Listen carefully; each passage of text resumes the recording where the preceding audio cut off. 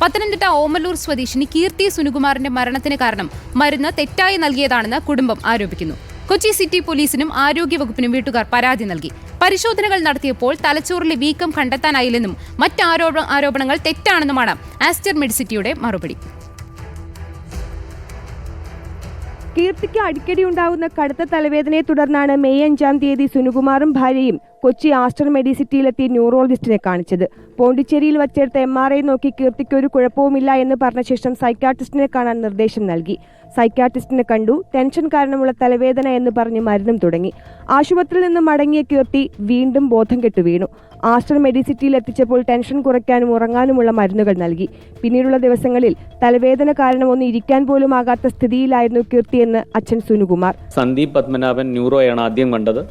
അദ്ദേഹം നമ്മുടെ റെക്കോർഡ്സ് എല്ലാം നോക്കി, പഴയ MRI നോക്കിയിട്ട് പുള്ളി പറഞ്ഞത് സൈക്യാട്രി ഇഷ്യൂ ആണ്, ടെൻഷൻ ടൈപ്പ് ഹെഡേക്ക് ആയിരിക്കാം, അപ്പോൾ സൈക്യാട്രിസ്റ്റിനെ ഒന്ന് കാണൂ എന്ന് പറഞ്ഞു.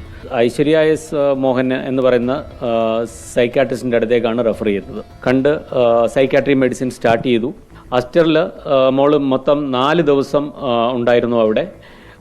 എമർജൻസിയിൽ അഡ്മിറ്റ് ചെയ്യുന്നത് ഡോക്ടർ ഗീത മേരി ഫിലിപ്പിൻ അണ്ടറിലാണ്.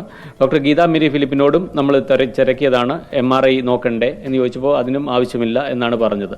അപ്പോൾ എൻ്റെ മകൾക്ക് പ്രോപ്പറായിട്ട് ട്രീറ്റ്മെൻറ്റ് കിട്ടിയിട്ടില്ല എന്നുള്ളതാണ് എൻ്റെ വിശ്വാസം. പോണ്ടിച്ചേരിയിൽ നടത്തിയ പരിശോധനകൾ വീണ്ടും ചെയ്യാമെന്ന് രക്ഷിതാക്കൾ പറഞ്ഞെങ്കിലും അതിന്റെ ആവശ്യമില്ലെന്നായിരുന്നു ആസ്റ്റർ മെഡിസിറ്റി ആശുപത്രി അധികൃതരുടെ മറുപടി എന്ന് രക്ഷിതാക്കൾ പറയുന്നു. തലവേദന കൂടിയ കീർത്തി വാവിട്ട് കരഞ്ഞതോടെ സൈക്യാട്രി വിഭാഗത്തിൽ കിടത്തി ചികിത്സ ഇല്ല എന്ന കാരണം പറഞ്ഞ് കുട്ടിയെ റെനെ മെഡിസിറ്റിയിലേക്ക് മാറ്റി. ആശുപത്രിയിൽ നിന്ന് നൽകിയ ഡിസ്ചാർജ് കാർഡിൽ നൽകിയ പല മരുന്നുകളെക്കുറിച്ചും വിവരവും ഉണ്ടായിരുന്നില്ല.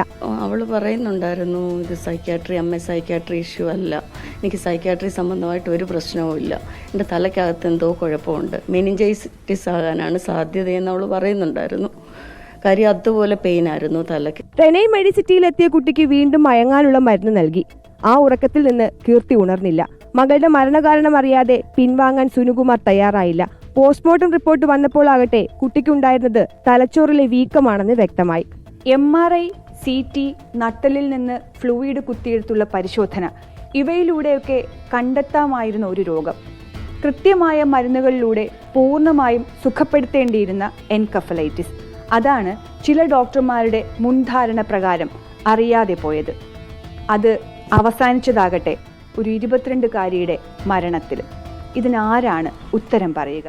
പോസ്റ്റ്മോർട്ടം റിപ്പോർട്ടിന്റെ ശാസ്ത്രീയ അടിത്തറയിൽ നിയമ നടപടികളുമായി മുന്നോട്ടു പോകുകയാണ് അച്ഛനും അമ്മയും.